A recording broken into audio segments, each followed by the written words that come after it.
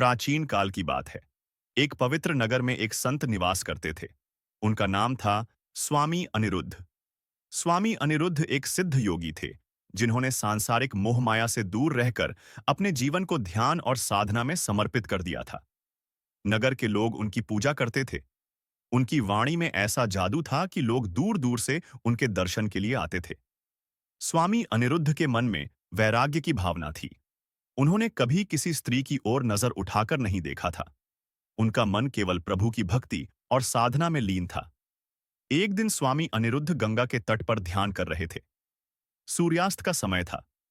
गंगा के शांत प्रवाह के बीच ठंडी हवा बह रही थी। अचानक उन्हें किसी के रोने की आवाज सुनाई दी। उन्होंने अपनी आंखें खोलीं और देखा कि एक युवती गंगा के किनारे बैठकर रो रही थी। स्वामी अनिरुद्ध धीरे धीरे उसके पास गए। बेटी, तुम कौन हो और इस तरह क्यों रो रही हो? स्वामी अनिरुद्ध ने कोमल स्वर में पूछा। युवती ने सिर उठाया। उसकी आंखें लाल थीं और चेहरा आंसुओं से भीगा हुआ था। वह अत्यंत सुंदर थी। लंबे काले बाल, गुलाबी होंठ, बड़ी बड़ी आंखें और सांवला रंग। उसके सौंदर्य में एक अजीब सी उदासी झलक रही थी। स्वामी जी, मेरा नाम चंपा है। मैं एक वैश्या हूं। समाज मुझे घृणा की दृष्टि से देखता है। मेरा मन अब इस जीवन से ऊब चुका है। मैं इस पाप के जीवन से मुक्त होना चाहती हूं, लेकिन इस संसार ने मुझे कभी स्वीकार नहीं किया। मैं थक चुकी हूं। स्वामी अनिरुद्ध ने उसकी ओर देखा। उसकी आंखों में एक अजीब सा दर्द था। उन्होंने उसके सिर पर हाथ रखा और कहा, बेटी, इस संसार में कोई भी इतना पापी नहीं है कि वह प्रभु की शरण में न आ सके। प्रभु सबको स्वीकार करते हैं। तुमने यह जीवन नहीं चुना होगा, लेकिन अब तुम्हारे पास इसे बदलने का अवसर है। चंपा ने दुख भरी नजरों से स्वामी अनिरुद्ध की ओर देखा और कहा, स्वामी जी, क्या आप मुझे स्वीकार करेंगे? क्या इस पवित्र भूमि पर मेरे लिए कोई स्थान है? स्वामी अनिरुद्ध ने कहा, प्रभु की शरण में सबके लिए स्थान है। तुम यदि सच में इस जीवन से मुक्त होना चाहती हो, तो मैं तुम्हारी सहायता करूंगा। चंपा ने उनके चरण पकड़ लिए। उसके चेहरे पर आंसुओं के बीच एक हल्की मुस्कान आ गई थी। स्वामी अनिरुद्ध ने चंपा को अपने आश्रम में शरण दी। नगर के लोग यह देखकर चौंक गए। एक संत ने एक वैश्या को अपने आश्रम में स्थान दे दिया। यह बात नगर भर में आग की तरह फैल गई। लोगों ने संत का विरोध किया। स्वामी जी, आपने एक पापिनी को आश्रम में स्थान देकर अपने तप का अपमान किया है। क्या आपको ध्यान नहीं है कि यह स्त्री कौन है? स्वामी अनिरुद्ध ने शांत स्वर में कहा, यदि एक वैश्या की आत्मा शुद्ध हो सकती है, तो समाज उसे पवित्र क्यों नहीं मान सकता? नगर के लोग संत की इस बात से सहमत नहीं हुए। लेकिन स्वामी अनिरुद्ध ने समाज की परवाह किए बिना चंपा को ध्यान, योग और भक्ति का मार्ग सिखाया। चंपा ने भी पूरे समर्पण के साथ स्वामी अनिरुद्ध के बताए मार्ग पर चलना शुरू कर दिया। धीरे धीरे चंपा के हृदय से ग्लानि और अपराधबोध समाप्त हो गया। वह अब पूर्ण रूप से एक साध्वी बन चुकी थी। उसकी सुंदरता अब दिव्यता का रूप ले चुकी थी। उसके चेहरे पर एक अद्भुत तेज झलकने लगा था। एक दिन स्वामी अनिरुद्ध ध्यान की अवस्था में थे। तभी चंपा उनके पास आई और बोली, स्वामी जी, मैंने आपके मार्गदर्शन से अपने जीवन को नया अर्थ दिया है। लेकिन मेरे मन में एक प्रश्न है, क्या प्रेम भी भक्ति का ही एक स्वरूप है? स्वामी अनिरुद्ध ने उसकी आंखों में देखा। उनकी आंखों में एक अद्भुत शांति थी। प्रेम आत्मा का शुद्ध स्वरूप है। भक्ति और प्रेम एक ही सिक्के के दो पहलू हैं। चंपा ने कहा, स्वामी जी, क्या प्रेम करना पाप है? स्वामी अनिरुद्ध ने कहा, प्रेम कभी पाप नहीं हो सकता। यदि प्रेम पवित्र हो, तो वह आत्मा को परमात्मा से जोड़ देता है। चंपा ने धीरे से कहा, स्वामी जी, क्या आप भी प्रेम कर सकते हैं? स्वामी अनिरुद्ध चौंक गए। उन्होंने पहली बार अपने भीतर एक अजीब सा कंपन महसूस किया। उनका हृदय तेजी से धड़कने लगा। चंपा की आंखों में प्रेम का अनुराग था। स्वामी अनिरुद्ध ने कहा, यदि प्रेम में त्याग, समर्पण और शुद्धता है, तो वह प्रेम अवश्य स्वीकार्य है। चंपा ने कहा, स्वामी जी, मैं आपसे प्रेम करती हूं। यह प्रेम वासना का नहीं, बल्कि आत्मा का मिलन है। क्या आप मुझे स्वीकार करेंगे? स्वामी अनिरुद्ध के मुख पर एक हल्की मुस्कान आई। चंपा, मैं तुम्हारे प्रेम को स्वीकार करता हूं, क्योंकि यह प्रेम आत्मा का मिलन है। नगर के लोगों ने जब स्वामी अनिरुद्ध और चंपा के प्रेम के बारे में सुना, तो वे क्रोधित हो गए। एक संत ने वैश्या से प्रेम किया है, यह तो धर्म और परंपरा का अपमान है। लोगों ने स्वामी अनिरुद्ध को आश्रम छोड़ने के लिए कहा। स्वामी अनिरुद्ध ने गंभीर स्वर में कहा, यदि प्रेम अपराध है, तो मैं यह अपराध सहर्ष स्वीकार करता हूं। लोगों ने आश्रम पर पत्थर फेंके, लेकिन स्वामी अनिरुद्ध ने चंपा का हाथ थामे रखा। स्वामी अनिरुद्ध ने कहा, प्रेम वह शक्ति है जो आत्मा को परमात्मा से जोड़ती है। यदि समाज इसे कलंक मानता है, तो मैं इस कलंक को भी स्वीकार करता हूं। नगर के लोग क्रोधित होकर चले गए, लेकिन स्वामी अनिरुद्ध और चंपा ने उनकी परवाह नहीं की। उनका प्रेम अब आत्मा का शाश्वत मिलन बन चुका था। स्वामी अनिरुद्ध और चंपा के प्रेम की चर्चा पूरे नगर में फैल चुकी थी। लोग तरह तरह की बातें कर रहे थे। कुछ लोग इसे अपवित्र प्रेम कह रहे थे, तो कुछ इसे धर्म का अपमान मान रहे थे। लेकिन स्वामी अनिरुद्ध और चंपा इन सब बातों से अनजान नहीं थे, पर उन्होंने इसकी परवाह नहीं की। उनका प्रेम अब देह से परे आत्मा का मिलन बन चुका था। एक दिन संध्या का समय था। गंगा के तट पर सूर्य अपनी अंतिम किरणें फैला रहा था। चंपा ने स्वामी अनिरुद्ध का हाथ थामकर कहा, स्वामी जी, क्या आपने कभी सोचा है कि इस संसार के बंधनों से परे क्या है?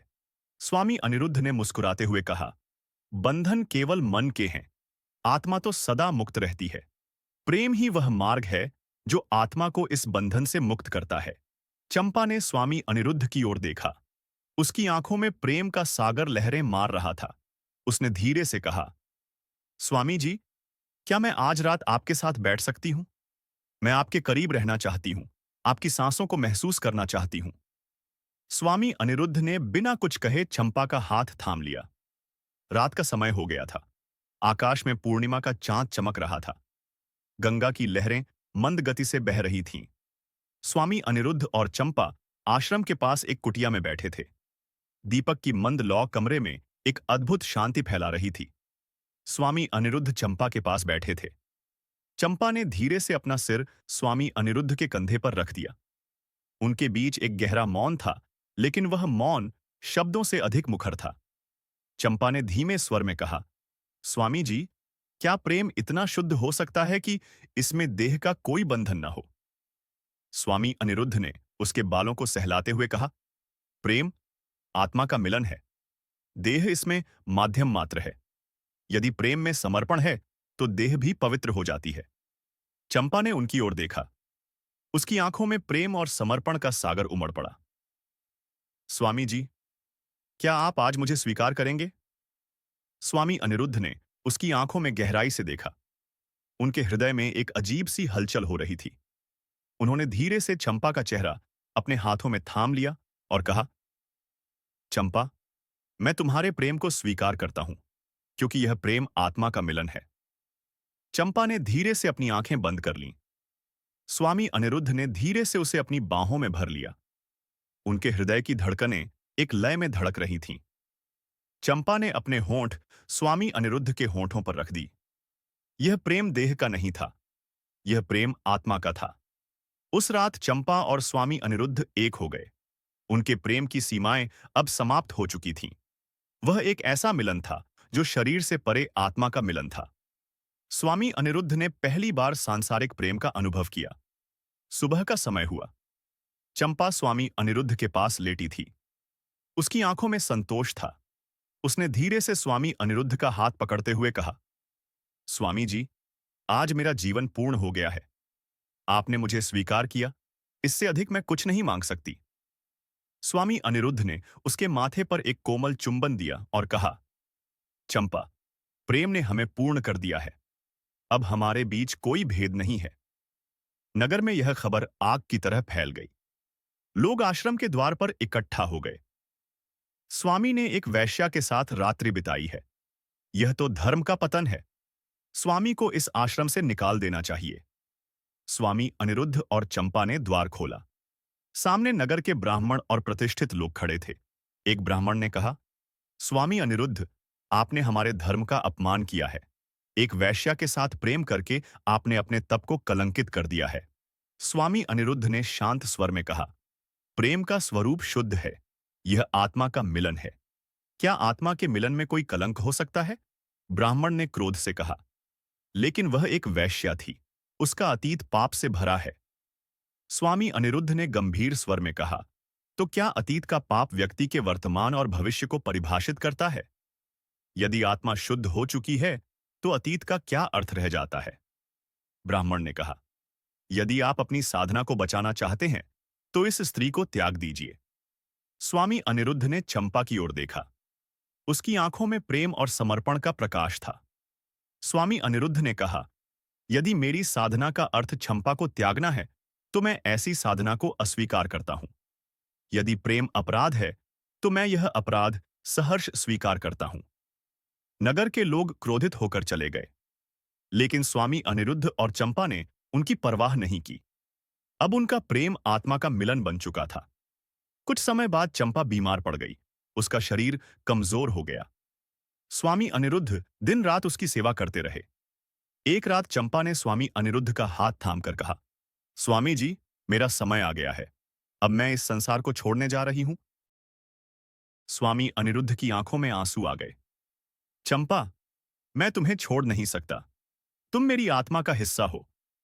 चंपा ने मुस्कुराते हुए कहा, स्वामी जी, प्रेम आत्मा का मिलन है। यह देह का नहीं, आत्मा का संबंध है। मेरी आत्मा सदा आपके साथ रहेगी। स्वामी अनिरुद्ध ने उसकी बाहों को थाम लिया और कहा, तुम मेरी साधना हो। मैं तुम्हारे बिना अधूरा हूं। चंपा ने धीरे से स्वामी अनिरुद्ध के गले से लगकर अपनी अंतिम सांस ली। स्वामी अनिरुद्ध ने उसे अपनी गोद में ले लिया। उनकी आंखों से आंसू बह रहे थे। उन्होंने उसकी देह को गंगा के जल में प्रवाहित किया। स्वामी अनिरुद्ध ध्यान की अवस्था में चले गए। उन्होंने अपने हृदय को शांत कर लिया। धीरे धीरे स्वामी अनिरुद्ध का शरीर भी शांत हो गया। उनकी आत्मा चंपा की आत्मा से मिल गई। नगर के लोग कहते हैं कि गंगा के तट पर आज भी स्वामी अनिरुद्ध और चंपा की प्रेम कथा की गूंज सुनाई देती है। उनका प्रेम अब अमर हो चुका था। स्वामी अनिरुद्ध और चंपा की प्रेम गाथा अमर हो गई। यह प्रेम आत्मा का शाश्वत मिलन बन चुका